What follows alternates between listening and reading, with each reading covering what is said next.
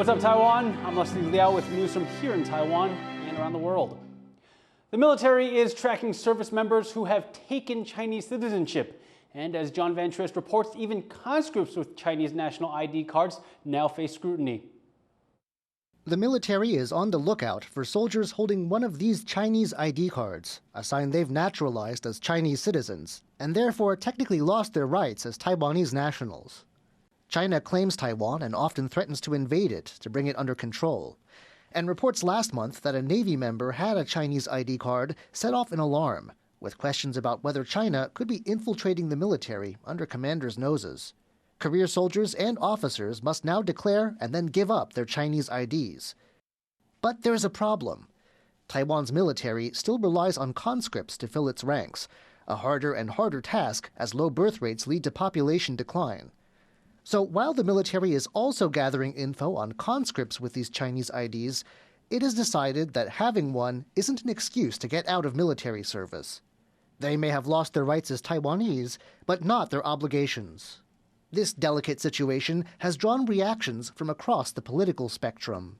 也请国防部来去做彻底的来彻查之外，那也去研拟一些相关的配套，来确保国家安全能够被守护。我们也不要特别去预设立场，说这些有其他国家身份的役男都一定会去免费的去做所谓的间谍活动。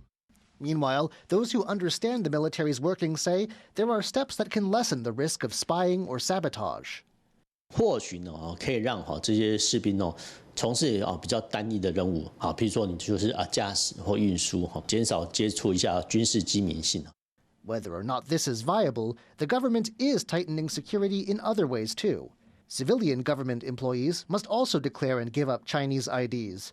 And within the military, rules are getting stricter. Anyone who signs documents or makes videos pledging allegiance to China could soon face up to 7 years in prison. The goal is to remove the risks of infiltration and make sure those who make their living serving the country stay loyal to it. Kama Xu and John Van Trieste for TaiwanPlus.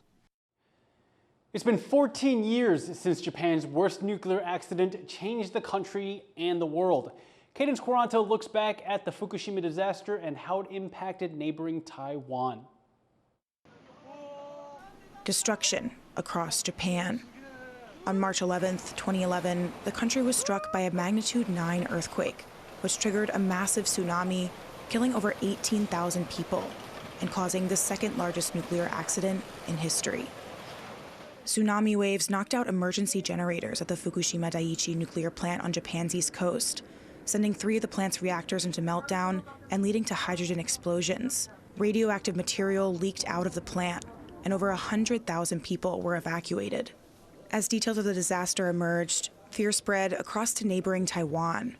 People are really scared of what was happening in Japan at that time because for many Taiwanese, Japan represents a very advanced nation. It's really changed a lot of Taiwanese people's perception of the safety of nuclear energy. In the days, weeks, and years after the accident, there was a resurgence of anti-nuclear activism in Taiwan, which had not been seen for years.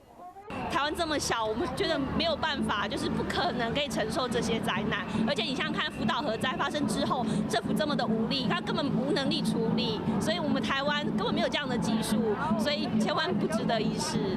At the time, Taiwan had 3 nuclear plants, with a 4th under construction. The issue was controversial, especially the 4th plant, with opinion mostly split along party lines, the Kuomintang more pro-nuclear and the DPP generally against it. But Fukushima sparked a change in Taiwan's nuclear politics too, leading the then-ruling KMT to become divided on this issue, according to Professor Ho of National Taiwan University.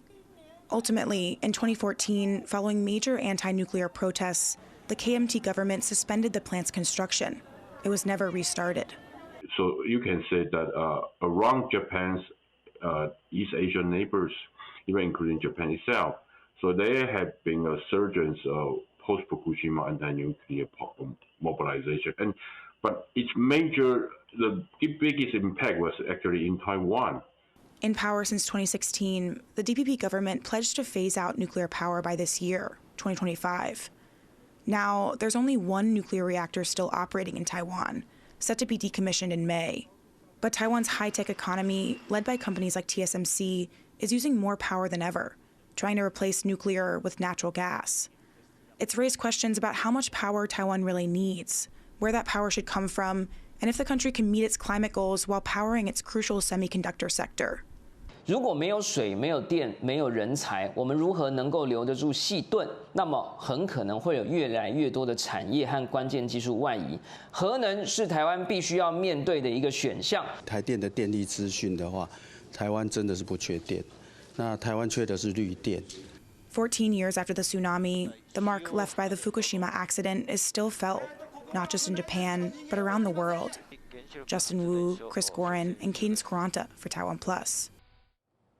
Blossoming cherry trees draw crowds around Taiwan every spring when the country's hillsides are dotted with pink and red. But as the climate changes, these trees aren't handling it well. Rick Lauert has the story.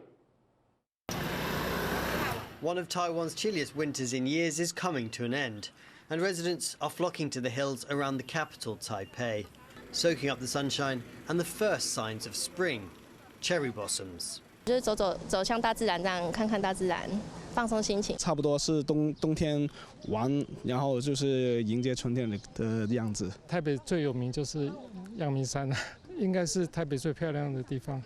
These cherry blossom watchers are part of a growing crowd in Taiwan. In this national park just outside the capital, Taipei, thousands of cherry blossom trees of different varieties flower every year between January and March, Taiwan's coldest months.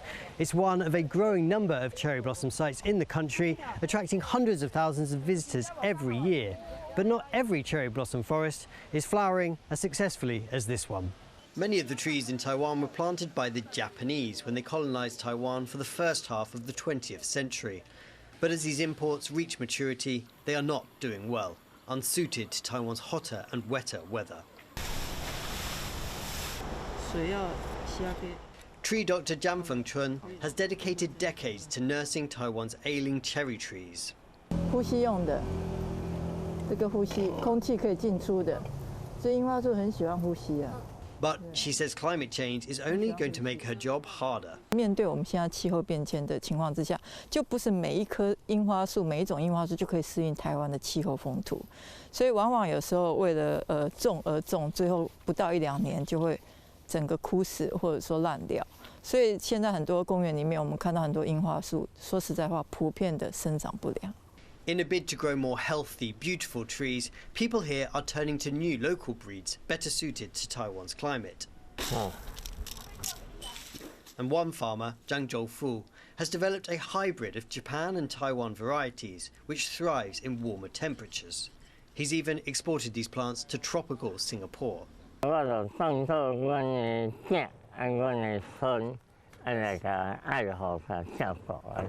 Taiwan's enthusiasm for cherry blossoms has come under criticism in the past. Decades ago, people replaced indigenous forests with cherry trees, impacting biodiversity and local ecosystems. Tree Dr. Jan says cherry blossoms should be enjoyed alongside other natural wonders of the forest. 尊重树木本身树性的原则，你要种它，你就必须要了解它，要共生。As the planet warms and climate changes rapidly, Taiwan's natural landscape, like much of the world, faces an uncertain future. But understanding these trees beyond their aesthetic value could help them flourish and allow future generations to bask in their beauty. Lu Fili, John Su, Peachy Zhuang and Rick Lauert for TaiwanPlus. Thank you for watching What's Up Taiwan. You can visit the TaiwanPlus website or follow our social media for more stories from Taiwan and around the world. Finally, meet Muccia, the first Italian dog to win this year's Crufts Dog Show. I'm Liao. Take care and see you next time.